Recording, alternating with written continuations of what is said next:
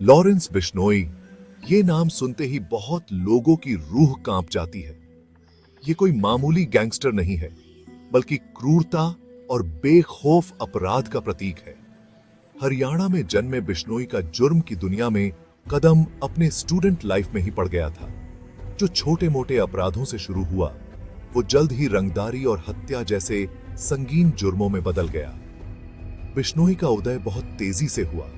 अपने दुस्साहसी कामों और अपने दुश्मनों के दिलों में खौफ पैदा करने की क्षमता के लिए वो जल्द ही कुख्यात हो गया। उसका गैंग, जो वफादार और उतने ही क्रूर लोगों से बना था, एक ऐसी ताकत बन गया जिसके साथ कोई उलझना नहीं चाहता था।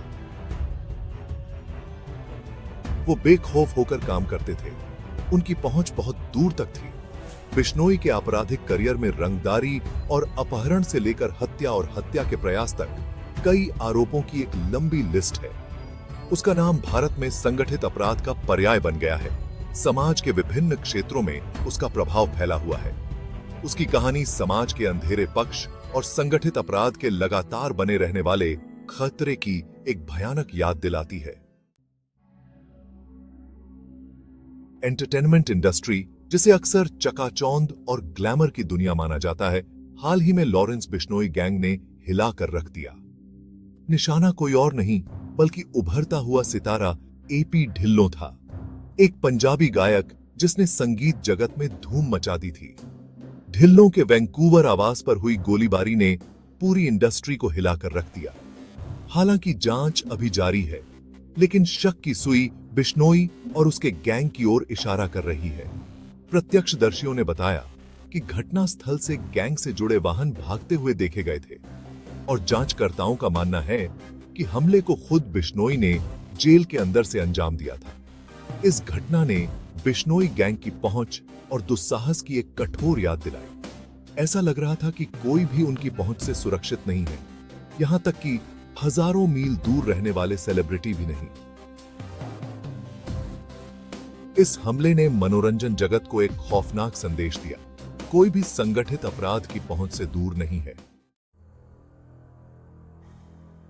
बिश्नोई गैंग का आतंक संगीत की दुनिया से परे बॉलीवुड के दिल तक फैला हुआ है।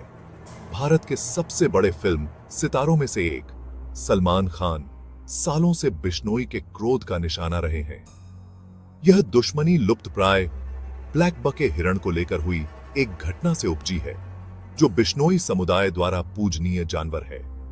90 के दशक में ब्लैक बके हिरणों के शिकार में खान की कथित संलिप्तता ने विवादों और कानूनी लड़ाइयों का एक बवंडर खड़ा कर दिया था।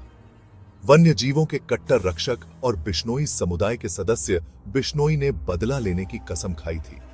उसने पवित्र जानवर की हत्या का बदला लेने का वादा करते हुए खान को जान से मारने की धमकी दी थी। वर्षों से खान की जान पर कई हमले हुए हैं, जिनके पीछे बिश्नोई गिरोह का हाथ होने का संदेह है। ये प्रयास हालांकि असफल रहे, लेकिन खान को लगातार खतरे में जीने पर मजबूर कर दिया है। चल रही गाथा बिश्नोई के कार्यों को बढ़ावा देने वाले गहरे बैठे प्रतिशोध और बदला लेने के लिए वह किस हद तक जाने को तैयार है, इस पर प्रकाश डालती है। लॉरेंस बिश्नोई गैंग केवल गुंडों का एक स्थानीय समूह नहीं है। यह एक संगठित अपराधी नेटवर्क है जिसके पैर सीमाओं के पार तक फैले हुए हैं। जेल के अंदर से भी बिश्नोई रंगदारी, सुपारी हत्या, नशीले पदार्थों की तस्करी और हथियारों की तस्करी में शामिल एक विशाल साम्राज्य को नियंत्रित करता है। उनके नेटवर्क में राजनेता, व्यापारी और कानून प्रवर्तन अधिकारी भी शामिल हैं। विरोध को शांत करने और नियंत्रण बनाए रखने के लिए डर और धमकी का इस्तेमाल करते हुए गिरोह बेरहमी से काम करता है। लॉरेंस बिश्नोई गिरोह के उदय और शासन ने पूरे भारत में भय की एक लंबी परछाई डाल दी है। उनके अपराधों का दुस्साहस, बेशर्मी से किए गए हमले, सार्वजनिक हस्तियों को दी जाने वाली धमकियां और जिस बेखौफी से वे काम करते हैं, उससे जनता की सुरक्षा की भावना हिल गई है।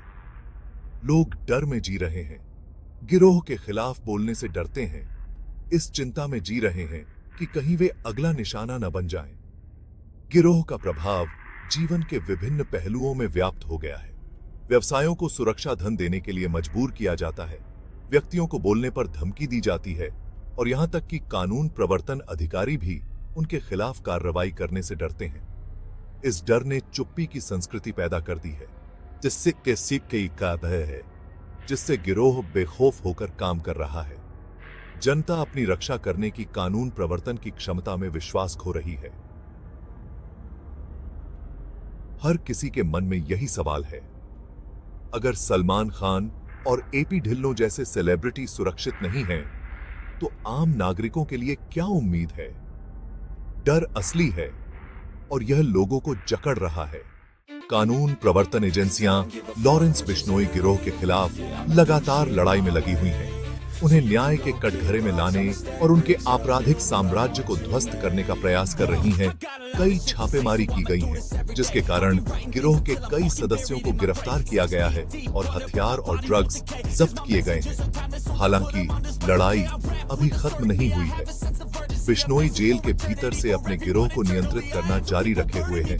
उसके वफादार गुर्गों का नेटवर्क यह सुनिश्चित करता है कि उसके आदेशों का पालन हो और उसका आपराधिक उद्यम फलता फूलता रहे। गिरोह के गहरे संबंध और उनके पैरोल पर भ्रष्ट अधिकारी कानून प्रवर्तन के लिए उनके आंतरिक घेरे में प्रवेश करना मुश्किल बना देते हैं। बिश्नोई गिरोह के खिलाफ लड़ाई एक कठिन लड़ाई है। लॉरेंस बिश्नोई जैसे अपराधियों की गतिविधियों को प्रकाश में लाने में मीडिया महत्वपूर्ण भूमिका निभाता है। खोजी पत्रकारिता और निडर रिपोर्टिंग के माध्यम से वे गिरोह के अपराधों, उनके नेटवर्क और उनके प्रभाव को उजागर करते हैं, जागरूकता बढ़ाते हैं और सत्ता में बैठे लोगों को जवाबदेह ठहराते हैं। हालांकि इस भूमिका के साथ चुनौतियों और नैतिक दुविधाओं का अपना एक समूह भी आता है। सनसनीखेज रिपोर्टिंग और आपराधिक गतिविधियों को महिमा मंडित करने से विपरीत प्रभाव पड़ सकता है। अपराधियों को ग्लैमरिंग और कॉपीकैट कार्रवाइयों को प्रेरित किया जा सकता है। बिश्नोई मामले ने अपराध पर रिपोर्टिंग की जटिलताओं को उजागर किया है। यह मीडिया के लिए रस्सी पर चलने जैसा है।